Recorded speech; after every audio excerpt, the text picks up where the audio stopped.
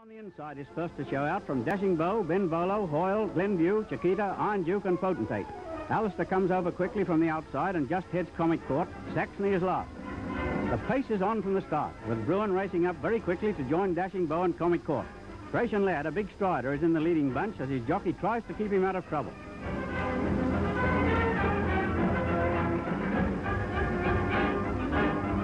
Near the winning post the first time, Saxonian leads a length from Thracian Lad with Comic Court next on the rails, pulling his head off. Then Bruin, Benvolio, Hoyle and Indian Chief. Glenview is close up with Potentate. Here Saxonian takes the lead from Bruin. Then Comic Court pulling hard, followed by Thracian Lad and Benvolio. Darkman is still well placed, and so are Morse Code, Hoyle, Alistair and Chiquita.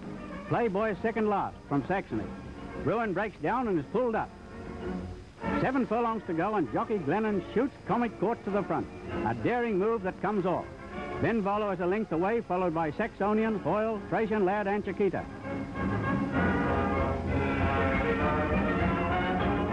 Coming towards the half-mile post, Comic Court still bowling along freely in front of Benvolio and Hoyle. Dashing Bow and Sir Falcon are coming up fast. Approaching the turn, Comic Court still leads, going comfortably. Benvolio holding his position, and Hoyle, Saxonian and Chiquita are getting close. The crowd's wild with excitement as Comic Court comes into the straight, a clear leader. Benvolio's making no impression on him, and neither is Hoyle.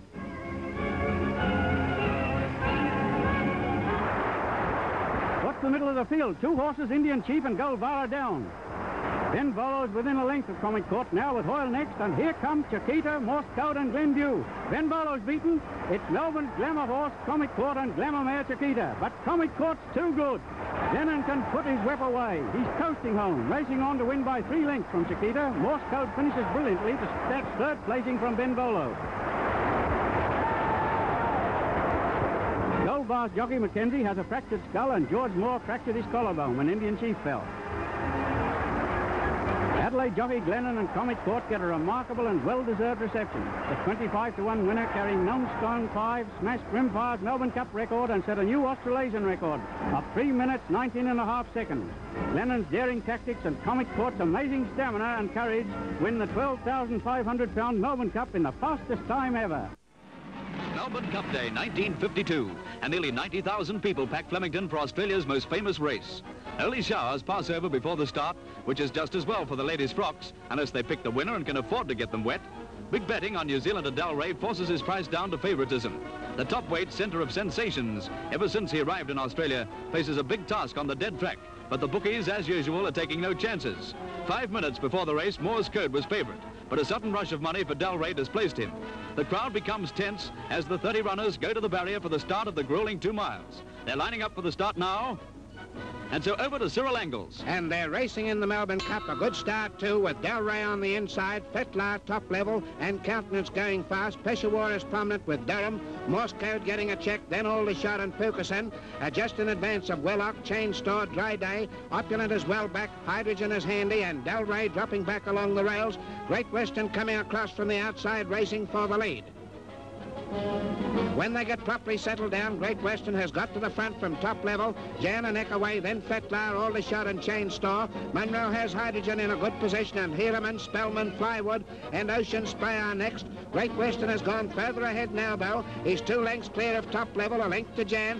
Fetlar close up, and then Aldershot with Hydrogen making a run on the outside, and Peshawar still making his run along the rails. Durham and Spearfolio are next, and then Dalray in front of only 7 horses in a well-strung outfield.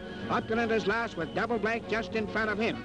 Along the back of the course, Great Western has run 5 lengths clear of top level. Jan on the outside and Hydrogen next, going very easily. Morse Code next on the rails with Fetlar just behind him. Aldershot on the rails and Peshawar making up ground. Dalray in a pocket on the rails. Welloch and Wilkinson going fast on the outside into good positions. 5 furlongs to go, and Munro has taken Hydrogen quickly forward to within 2 lengths of Great Western. Top level is third, then Morse Code looking dangerous. Peshawar still on the rails, going comfortably, and Williamson has got Dalray clear, and the favourites coming home well, but from a long way from the leaders. On the home turn, Fetlar quickly races past Hydrogen, with Quite Talk just behind him. Watch the back of the field. There's a fall there. Spellman's down, Fetlar still in front, but Wilkinson is coming from a long way back with a good run, and Dalray is making making a mighty run wide out. It's a terrific race with the top weight flying on the outside. A real Melbourne Cup. Dalray's 9 stone 8 can't stop him after 2 grueling miles. Wilkinson fights back, but the great New Zealander is a true champion. He's gradually forging ahead, and only inches separate them in a neck-and-neck battle to the post. Dalray's lugging in badly, and Williamson has to stop riding him, but Dalray is going to win. He wins by half a length from Wilkinson, Reform third, then Unfound, Balloch, and Friendly Field.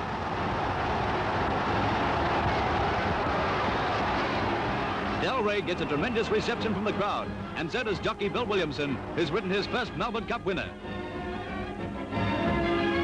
In addition to receiving the Melbourne Cup from the Governor-General, Mr. Neville, Dalray's owner, gets a £10,300 prize, the richest ever in a Melbourne Cup.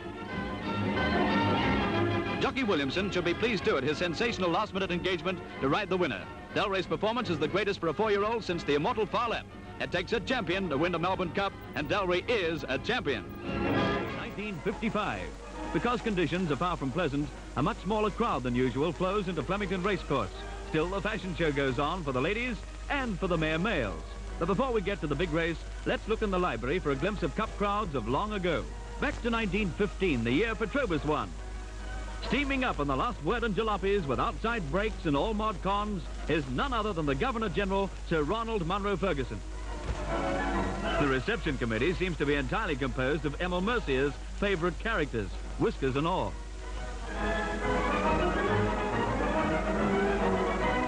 The ambulance presumably was to pick up the horses. Glamorous gowns that shook the youth of the day right down to their elastic-sided boots. Did they get better as time rolled on? They did not. This is 1927, the roaring 20s, flaming youth and all that. No bust line, no waists, only legs. Stop laughing, men. A lot of you married one of those. We're back in 55, and it looks as if we brought a relic of the past with us, crutches and all. The betting ring's booming, and the money's simply pouring onto Rising Fast. But that's where Montgomery Throgmorton's money isn't going. He's strictly a TOPAROA man. Figures it's a cure for his gout. But now it's over to ace racing commentator Ken Howard. Thank you, John Sherwood. Well, the horses are in the birdcage, and leading them out is their champion of champions from New Zealand, Rising Fast. And there's Ray Ribbon, runner-up in the Caulfield Cup. And TOPAROA, another fancied Marylander. All Australia holds its breath as they go to the post. That's right, keep your eye on the Monty. But they're racing in the Melbourne Cup, and Rising Fast was a little slow to move, and Dunsinane near the rails was easily best to begin. So William Adele Cruiser began smartly with Beaupar, Gold Scheme, Red Craze, Aquila, and Fandy Starr prominently placed. Rising Fast behind that bunch, and they're followed by Victolic. Then Oxley on the outside of Electro and Devon Field. After they'd settled well into stride, there wasn't much pace on, where Beaupar had raced through to assume control from Omar and Oxley together. Fourth was Dunsinane on the fence from El Cruiser pulling hard. Then a gap to Fighting Force, followed by Fandy Starr. Rising Fast being squeezed for room on the rails and suffering interference from Ray Ribbon. 2 or 3 lengths to Red Craze, followed by Aquila. Then Victolic, followed by Electro and Devon Field. At the winning post the first time, Beaupar is just in front of Oxley and Dunsinane, and the pace is slow. Starting the run to the riverside near the mile and a quarter, and Beaupar had been headed off by Oxley. A little between them, however, was Victolic moving up fast, then Dunsinane sticking to the fence. They're followed by Ray Ribbon, Red Craze and TOPAROA. A length or so to Sir William, followed by Burnett, El Cruiser, then Fandy Starr, Omar, Rising Fast and Electro.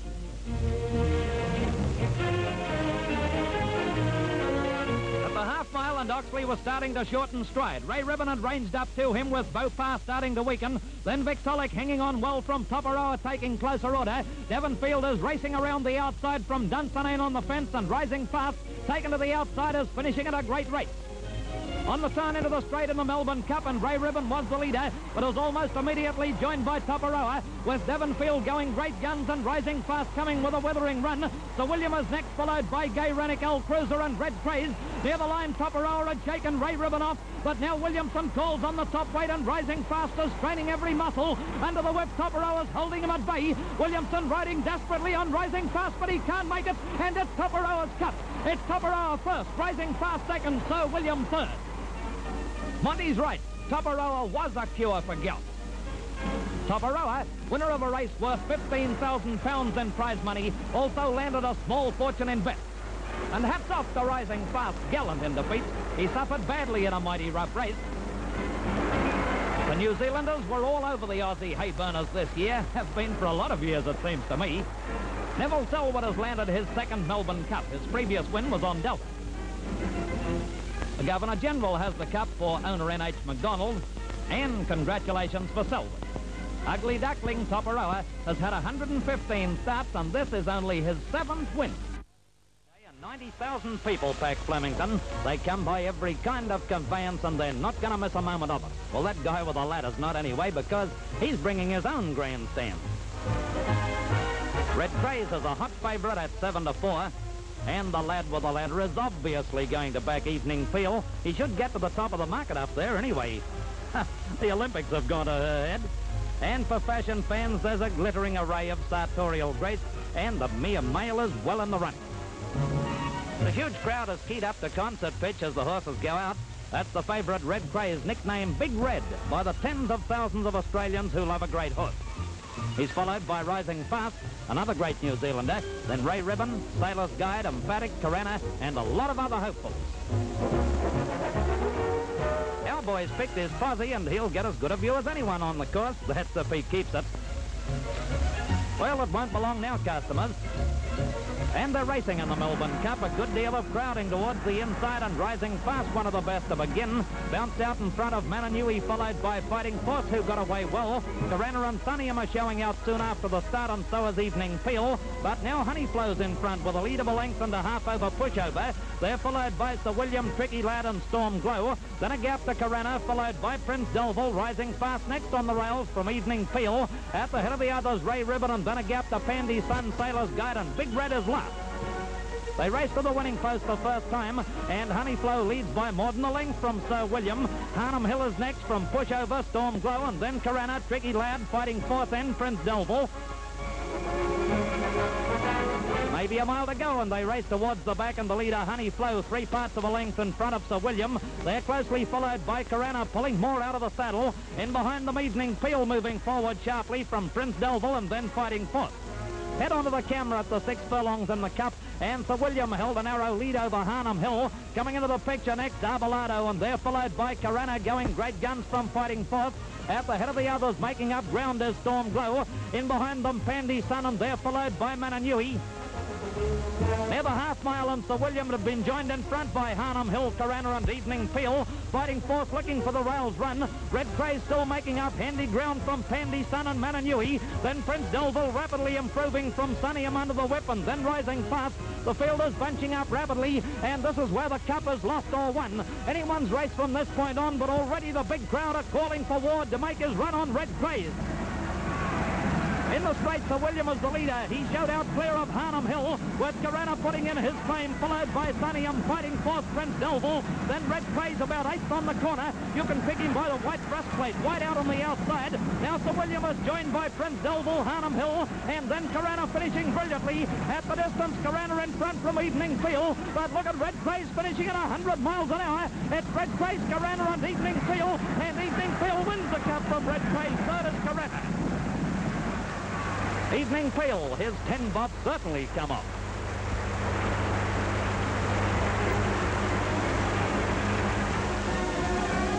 You know, full honours for the winner, Evening Peal, but Red Craze was gallant in defeat. 10 stone 3 failed to stop him, but his great finishing run came too late. Another 10 yards might have told a different story.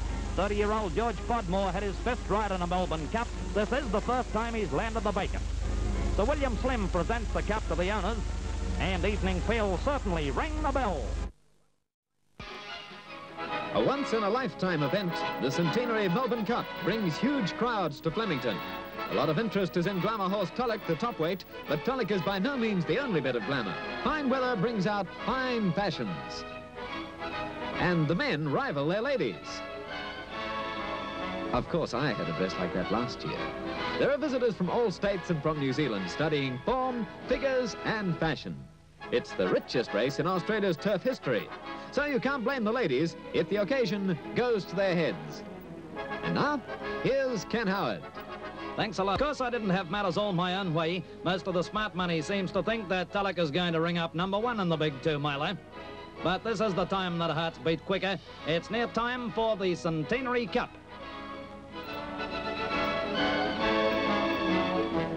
But But here they are parading under the roses. That's the champion Balloch. He's followed out by a Lump, and behind him is Housey. In the hands of the starter, and they're racing in the Cup. Manchu, Olive Branch, Rainsman, Red Wind, Nalako, and Dalray look best to begin. Hello, there's a fall there. Dow Street is down, but the jockey is quite okay. After they'd settled fully into stride, Manchu and Olive Branch joint leaders from Rainsman. They're followed by Red Wind, Nalako, Dalray, Grand Gary, Summer Honeymoon going fast, followed by Balloch and then a Lump and Valerius. Manchu showed the way in the charge to the winning post the first time clear of Olive Branch. Summer Honeymoon rapidly improving, followed by Rainsman, then Red Wind, Nalako, Dalray, Grand Gary, Balloch, a Lump and Valerius. They're followed by Chatul, Rose of Summer in behind them. At the head of the others, White Hills, Gay Bayo, High Jinx well back, followed by Waipari, and at the head of the others was Marcherie. As they start the run of the riverside, with a little short of a mile to go, Summer Honeymoon is clear from Sparkling Blue, Manchu and Rainsman. Then a gap to Red Wind, White Hills, Olive Branch, followed by Dalray, Rose of Summer next, followed by Nalako, and then Valerius on the turn proper. And as they head for home, the leader in the event is Summer Honeymoon, clear of Manchu, then Rose of Summer, followed by Sparkling Blue, Dalray, Valerius. At the head of the others, High Jinx finishing well, so too is Housey, and they're followed by Balloch. A furlong and a half left to run, and Dalray had moved up to go to the lead. Soon after, High Jinx, Housey, and the Lump are setting sail after him, but Dalray is still in front. Now High Jinx coming at him, and High Jinx, Housey, and the Lump are charging at Dalray. High Jinx finishing the better, and the Lump is splashing home along the rails. It's a great go, a New Zealand Cup, and High Jinx beat Housey. Third in the event, a Lump. 100,000, and the Prime Minister waited for the photo. Let's look again in slow motion. Here they are, halfway down the straight, where High Jinx is clear, and battling it out, who's a Lump on the inside, and the Lump is finishing better, but the post is too close, and High Jinx lasted a win from Housey, and third home in the event was a Lump. And here she is, High Jinx, the plainest looking mare in the race, but the winner of £25,000 in prize money and the Gold Cup. Jockey W.A. Smith has had 10 Cup rides, and this was his first and his biggest success. High Jinx is due to leave Australia soon, and she'll be set for handicap races in the Dominion almost immediately. The presentation now, and Lady Dunrussell made the presentation at historic Flemington.